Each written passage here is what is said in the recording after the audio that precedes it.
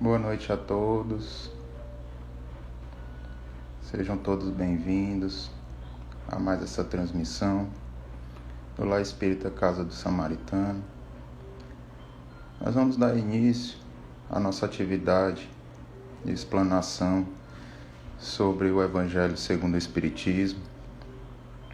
Boa noite a todos, sejam bem-vindos. Aqueles que não me conhecem, meu nome é Alan Couto. Colaboro com algumas atividades da casa, certo? E hoje nós vamos conversar um pouco sobre um tema do Evangelho segundo o Espiritismo. Mas antes de darmos início ao nosso diálogo da noite de hoje, vamos fazer a leitura de uma mensagem do livro Vida Feliz, psicografia de Divaldo Pereira Franco, pelo espírito de Joana de Ângeles. Podes fazer mais em favor da humanidade se te dispuseres a isto. Distende a mão a alguém caído, dize uma palavra cortês a outrem, sorri para uma pessoa solitária. Acendendo-lhe a fraternidade, presentei um amigo com uma flor. Faze sorrir um triste. Enlaça em ternura um desafortunado. Há moedas de amor que valem mais do que os tesouros bancários, quando endereçados no momento próprio e com bondade. Ninguém dispensa um amigo, nem desdenha um gesto socorrista. Disputa a honra de ser construtor do mundo melhor e de uma sociedade mais ditosa.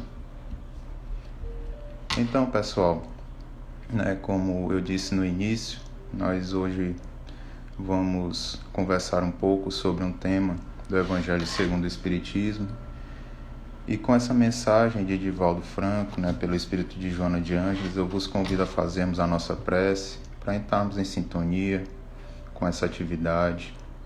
Aqueles que desejarem podem fechar os olhos para auxiliar na concentração. Pai de infinita luz, obrigado, Senhor, por mais uma oportunidade de estudo, por mais uma oportunidade de aprendizado, pelas bênçãos que nos concede, por sempre nos permitir avançar no nosso progresso espiritual. Que possamos colocar os teus ensinamentos em prática no nosso dia a dia, no convívio para com nossos familiares, para com os nossos amigos. Derrama a tua graça, Senhor, sobre todos aqueles que sofrem, que se encontram enfermos, que necessitam de amparo. Que saibamos que nunca estamos sozinhos. Que a tua luz e o teu amor nos envolvam, hoje e sempre, que assim seja. Bom, pessoal, então, mais uma vez, eu me chamo Alan Couto, e hoje nós vamos conversar sobre um tema que se encontra no capítulo 16 do Evangelho segundo o Espiritismo. O capítulo 16, ele tem como título: Não se pode servir a Deus e a Mamon. Então, antes, já de início, eu peço a vocês que a gente não leve o significado da palavra mamon estritamente ligado apenas ao dinheiro. Quando Jesus veio nos trazer essa orientação de que não se pode servir a dois senhores, a Deus, não se podendo servir a Deus e a mamon ao mesmo tempo, ele fez uma referência indo além dessa questão monetária, dessa questão da riqueza. Ele fez referência a tudo aquilo que atrasa a nossa evolução espiritual e moral. Nosso apego demasiado a qualquer tipo de bens terrenos, nosso apego demasiado à fortuna, ao emprego errôneo da riqueza.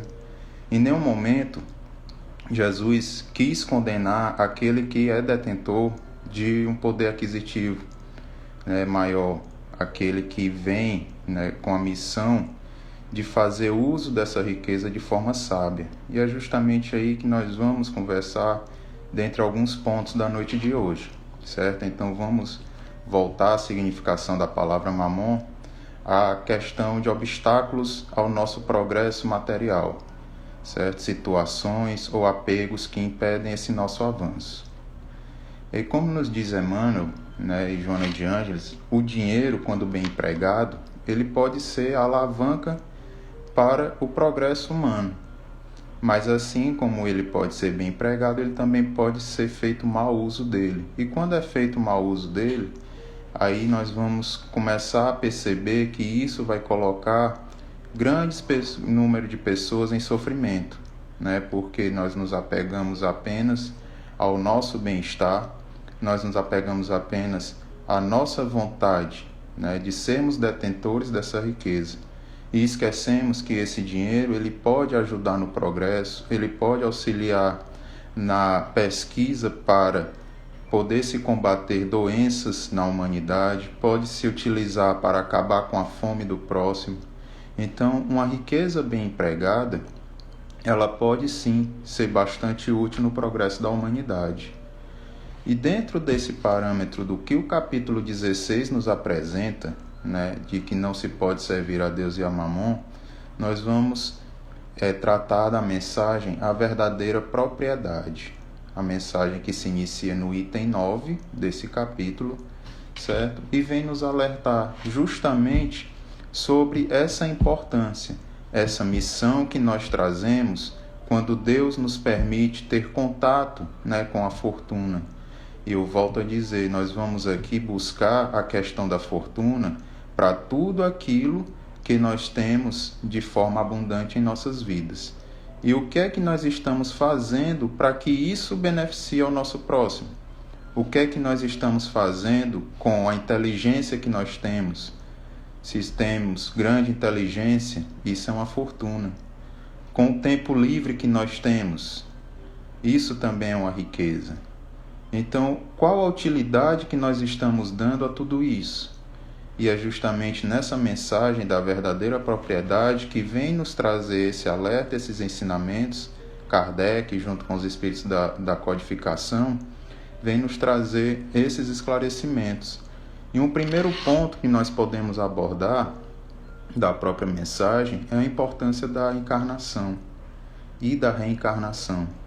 Quando Deus nos concede a oportunidade de, mesmo como usufrutuários, né, temporários de algum tipo de bem ou algum tipo de riqueza, nós possamos, com isso, fazer uso para o nosso progresso espiritual e o nosso avanço moral.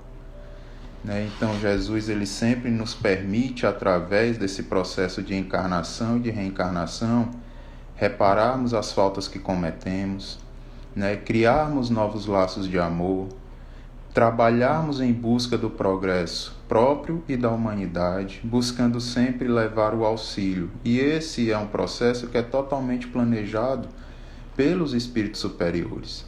Né? A família que nos recebe, ela é previamente planejada, cercada de espíritos que nos são afins e que nos proporcionarão passarmos por situações que nos ajudarão a progredir.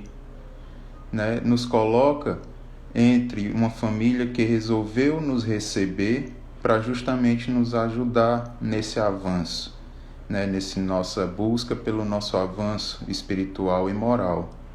Então percebam que tudo que temos aqui no campo material é passageiro, mas não que não tenha utilidade. É passageiro, mas que devemos buscar ao máximo tirar o maior número de aprendizado disso tudo, de todas as situações, e tentar fazer com que tudo que nós trazemos, né, mesmo de caráter material, possa ser útil, possa nos ajudar a progredir e não impedir o nosso progresso. Então, muitas vezes nós crescemos, né, nós somos criados dentro de uma sociedade que nos apresenta que ter sucesso é ter poder.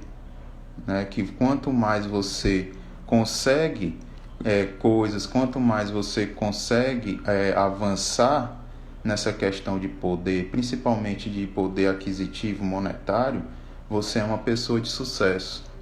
E isso nos faz ter uma visão errônea de quais bens nós devemos buscar para a nossa vida. Eu não estou aqui dizendo que ninguém deve buscar avançar, deve buscar ter uma vida confortável, deve buscar ter um bom emprego, ganhar bem, etc. O que eu estou aqui querendo dizer é que às vezes se coloca isso como uma prioridade, como um único objetivo de vida. E é justamente aí que começa a surgir os problemas de ordem moral, os problemas de avanço das pessoas. Né? Porque não se consegue distinguir, né, o quanto essa busca demasiada pela riqueza material pode impedir-nos de avançar e o quanto estamos colocando o nosso próximo em sofrimento nessa busca, porque muitas vezes, independente do que aconteça, nós não enxergamos o que está ao nosso redor, buscando apenas conseguir aquilo que almejamos. E isso faz com que a nossa ambição, o nosso orgulho, o nosso egoísmo sejam alimentados a cada vez, né? E faz com que esse tipo de situação, como nos diz no Livro dos Espíritos, são os maiores entraves ao progresso da humanidade, porque através desses sentimentos surgem situações de dor e sofrimento para o próximo. Então, quando centramos a nossa visão de propriedade apenas em buscas materiais, em buscas de fortunas ou de poderes aquisitivos materiais, nós estamos atrapalhando o nosso progresso e muitas vezes atrasando a nossa marcha evolutiva, porque passamos a ter situações que nos trarão maiores sofrimentos e nos impedirão de avançar. Então percebam que tanto a riqueza quanto a pobreza, elas trazem responsabilidades e são uma grande oportunidade de evolução, certo? Como nos diz o Evangelho segundo o Espiritismo, aquele que vem na situação de pobreza aos olhos do mundo material, ele pode ter ali a oportunidade de trabalhar a sua perseverança, a sua paciência, a sua vontade de trabalhar, a sua vontade de sair da ociosidade. Então ele pode enxergar aquilo não como um castigo, não como um motivo de lastimação, mas como um motivo e um incentivo de avançar, de buscar aprender. E aquele que é o detentor da riqueza aos olhos materiais também é envolvido de grande responsabilidade, porque ele vem com a responsabilidade de fazer um bom uso disso. E aí que entra a questão do emprego da fortuna, de dar ao próximo aquilo que você pode, fazendo uso da sua fortuna e da sua riqueza em benefício do outro. O que é que você está fazendo que pode ajudar o outro a avançar? O que é que você faz com o seu tempo livre? É apenas para a sua satisfação pessoal ou para a do próximo? O que é que você faz com a inteligência que você trouxe? O que é que você faz também com o poder aquisitivo alto que você tenha ou não? Então, quando o Evangelho nos pede a fazer um emprego da fortuna de forma sábia, é para que analisemos todas as situações em que podemos auxiliar o próximo, em que temos a condição de auxiliar o próximo, em que temos algo de abundante em nossa vida e que podemos estender isso àqueles que estão ao nosso redor. E isso nos faz nos afastarmos um pouco da ambição, do orgulho, do egoísmo, porque nós passamos a enxergar a dor do outro, nós passamos a enxergar a situação do outro. E isso, aos poucos, vai fazendo com que a gente esqueça apenas de nós, esquecer no sentido de que percebamos que não adianta eu querer evoluir sozinho, não tem como eu ser feliz se tudo ao meu redor é dor e tristeza. De que vai adiantar? Como é que eu vou evoluir moralmente e espiritualmente? Como eu vou querer habitar um mundo regenerado se eu não deixo que, mesmo que internamente, o orgulho, a ambição e o egoísmo saiam da minha vida? Então, o mundo ele é reflexo daquilo que carregamos dentro de nós. Então, para que o mundo possa se regenerar, tem que começar desses pequenos atos, dessas pequenas percepções. E Joana de Ângeles, ela nos diz que aquele que traz essas responsabilidades, ele, primeiramente, ele vai ter que prestar contas consigo. Porque quando ele se desprender da matéria, que ele começar a perceber as verdades do mundo espiritual, a sua consciência vai começar a lhe fazer esse processo de cobrança. Por isso nós percebemos na literatura espírita muitas situações de irmãos que retornam ao mundo espiritual e caem em situação de arrependimento e pedem uma nova chance. Por isso Deus nos permite reencarnar, para que possamos aprender, porque Ele sabe que o processo é lento, mas que não é impossível. E além de prestar contas com a nossa própria consciência, nós vamos prestar conta com Deus, mas justamente nesse sentido. E é aí que a mensagem também nos esclarece, que é nesse momento que vamos ter o reflexo das nossas ações aqui na Terra, de qual a verdadeira propriedade que nós demos ênfase e busca à nossa vida. E é aí que o Espiritismo também vem nos esclarecer, que a religião como um todo vem nos esclarecer, que pede que o espírito possa se emancipar. E isso vai depender do esforço que cada um faz para poder transpor esses obstáculos morais que surgem. O esforço íntimo de cada um, como nos diz a mensagem O Homem de Bem, no Evangelho segundo o Espiritismo, o verdadeiro homem de bem é aquele que combate diariamente as suas imperfeições. Não é aquele que carrega 100% de virtudes, porque nós aqui estamos todos em aprendizado, estamos todos em evolução. Nenhum de nós se encontra na condição de espírito puro. E o que vai fazer a diferença é analisar as situações em que eu preciso avançar.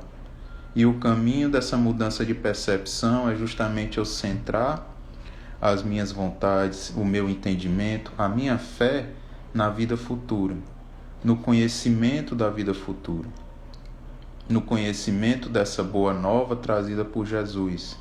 E isso vai me ajudar a conseguir essa marcha de progresso espiritual, progresso moral. Um progresso que acontece mesmo que de forma inconsciente, ou mesmo que a gente não busque esse progresso, porque isso é uma lei divina, ela vai se impor a todos nós.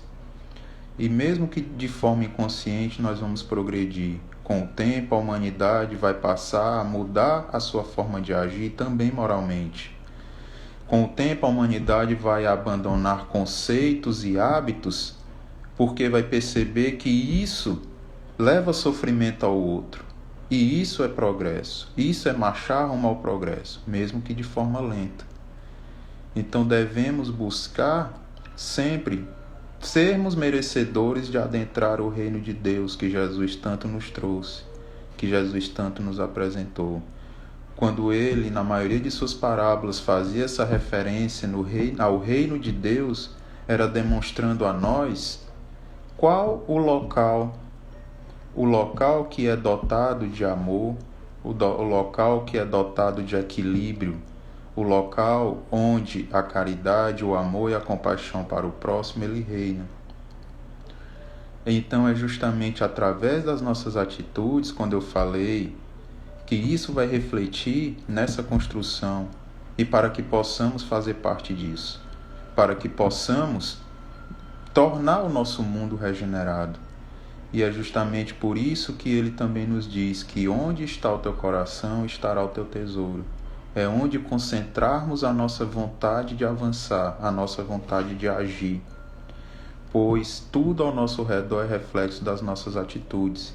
E muitas vezes essa busca demasiada por poder nos faz nos afastarmos até mesmo das pessoas que amamos. Além de colocarmos o outro em sofrimento, porque passamos por cima de tudo e de todos em busca desse sucesso, às vezes nós também nos afastamos daqueles que amamos e deixamos de dar total valor àquela família que lá no processo de planejamento reencarnatório veio com a finalidade de me ajudar a evoluir e de que eu cooperasse também com a sua evolução, de que aprendêssemos juntos a criar laços de amor, de que o parentesco do sanguíneo servisse para construir o parentesco espiritual, porque aquele irmão, aquele pai, aquela mãe, se eles não vierem na mesma condição de meus familiares em outra encarnação, mas os laços de amor vão permanecer. E isso deve se estender a todos indistintamente. Então, por isso eu devo centrar a minha vontade de agir, justamente nisso, nesses tesouros divinos. E Joana de Ângeles, ela vem nos esclarecer isso, que esse é o verdadeiro sentido da Boa Nova. A Boa Nova, que traduzindo ao pé da letra, a boa notícia trazida por Jesus. essa boa notícia de que não estamos sozinhos, essa boa notícia de que, mesmo que tudo ao nosso redor possa parecer o contrário, não estamos fadados a viver em sofrimento, de que todos nós somos merecedores da misericórdia divina. Mas isso também exige de nós uma busca, como ela nos diz, ao autoencontro, ao autoconhecimento. Então, Joana de Ângeles vem nos trazer esse esclarecimento que a finalidade de todos nós é de progredir, buscando se libertar das sombras, iluminando o nosso lado espiritual. E é essa percepção que a fé na vida futura, a fé de que nós somos espíritos imortais, em aprendizado constante, evolutivo, e de que a nossa existência vai além desse campo material. Quando temos essa fé e essa percepção, nós passamos a alimentar aquele sentimento intuitivo e instintivo de progresso, porque eu percebo que eu preciso avançar constantemente. Eu preciso avançar moralmente, porque eu sei que essa riqueza que eu carrego é passageira, que as oportunidades que eu recebo devem ser aproveitadas no sentido construtivo, de me ajudar e de ajudar o outro, de ajudar um familiar em dor, de ajudar um amigo de trabalho, um colega de estudo, etc. E todos nós podemos ajudar, independente daquele que tem condição monetária ou não, porque a caridade, ela é feita também de forma, mesmo sem ser monetária. Através de uma prece eu faço caridade, através de uma palavra amiga eu faço caridade, através da dedicação do meu tempo livre, da fortuna que eu trouxe de ter um tempo livre, em busca do auxílio ao próximo, eu estou fazendo caridade. Então percebam que todos nós temos essa capacidade de fazer um bom emprego da nossa fortuna, de construirmos verdadeiras propriedades espirituais que vão nos permitir avançar. E é justamente isso que a mensagem nos traz, que estamos aqui em preparo constante, como se fôssemos pessoas nos preparando para viajar. Porque é justamente nessa bagagem que eu estou preparando que vai fazer a diferença no plano espiritual, que vai fazer a diferença no meu avanço moral. E é aí que entra a questão da encarnação, de como eu estou aproveitando, e a questão de onde está o tesouro que eu estou angariando. Porque se eu estou me preparando da forma adequada para essa viagem, é a mesma coisa que eu querer fazer uma viagem para um local onde eu sei que as temperaturas são baixíssimas e não levar nenhuma roupa de frio. Eu estou me preparando da forma adequada, chegar lá, eu vou sentir muito frio, isso talvez me traga dor, isso talvez me traga incômodo, isso vai me impedir de aproveitar a viagem da forma adequada.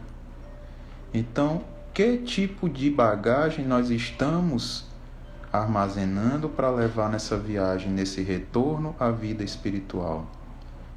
E o Evangelho vem nos trazer esse esclarecimento de que quando conhecemos que a nossa vida vai além da matéria, essa bagagem ela será contabilizada pelas ações que praticamos, pelas boas ações. Como lá mesmo nos diz, quando se chega a uma estalagem, é dado o melhor quarto àquele que tem maior condições para pagar o melhor quarto. Mas no plano espiritual não é assim. Às vezes, aquele que aqui na Terra não tinha poder aquisitivo algum, ele tem mais mérito moral e espiritual, porque ele soube fazer uso de todas as oportunidades dadas por Deus. Ele soube construir os tesouros corretos.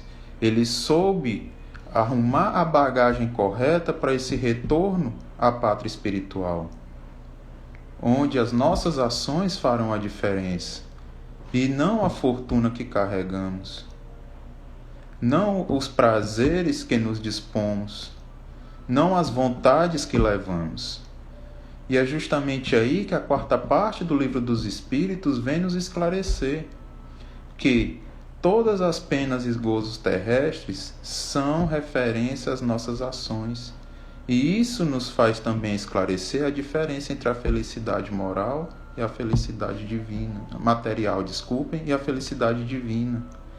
Quando a gente percebe, como o próprio Livro dos Espíritos diz, que a felicidade terrestre ela é passageira e relativa, porque ela se prende a algo passageiro, ela se prende a algo momentâneo.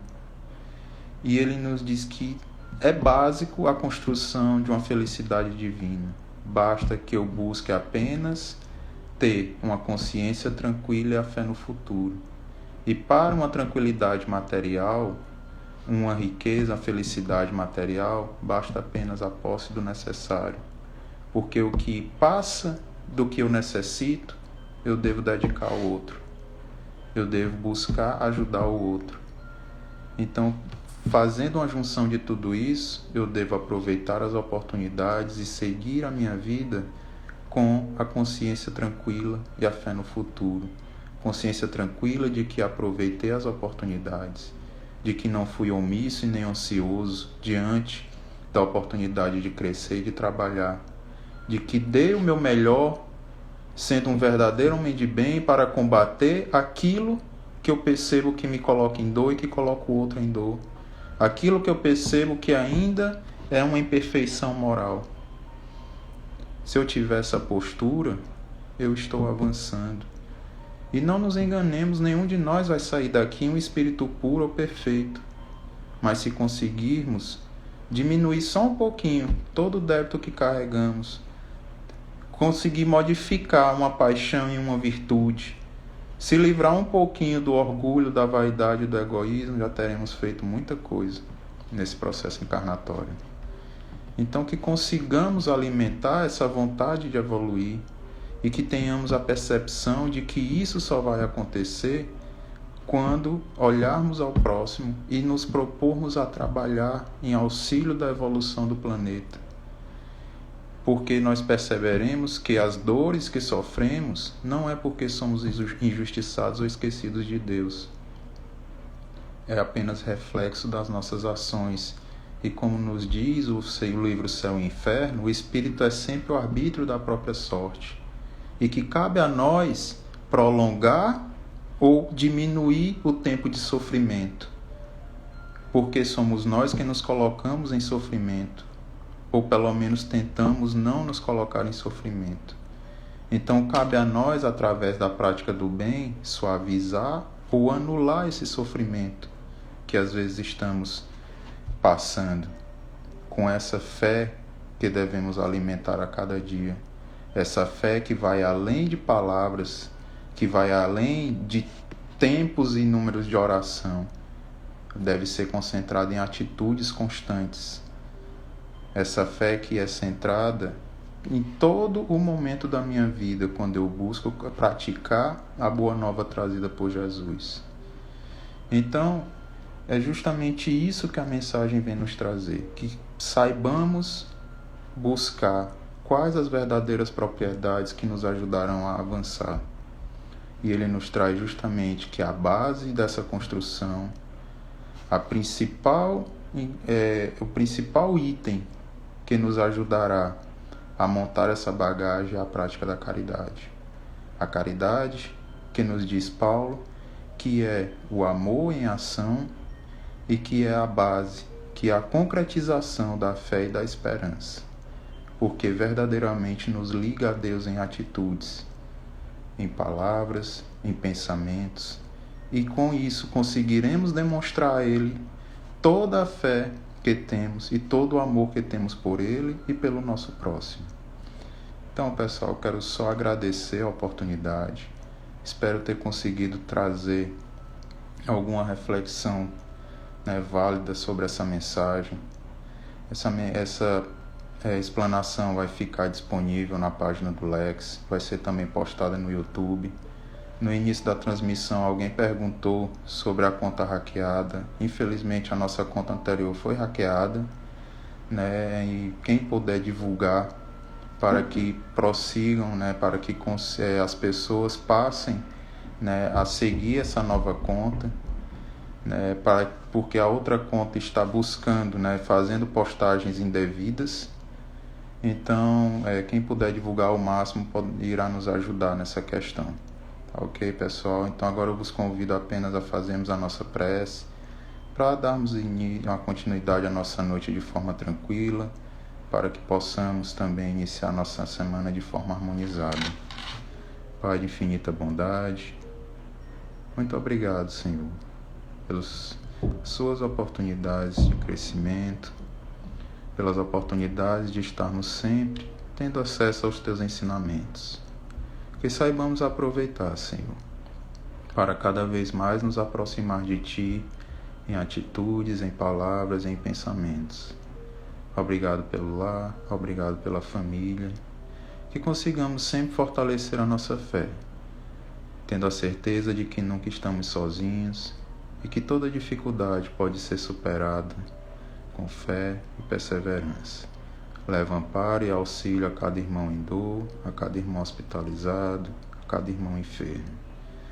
Possamos sempre alimentar em nossos corações paz, harmonia e amor. Obrigado, Senhor, pelas tuas bênçãos, hoje e sempre, que assim seja. Mais uma vez, pessoal, muito obrigado. Obrigado a todos que nos acompanharam até aqui. Uma boa noite a todos.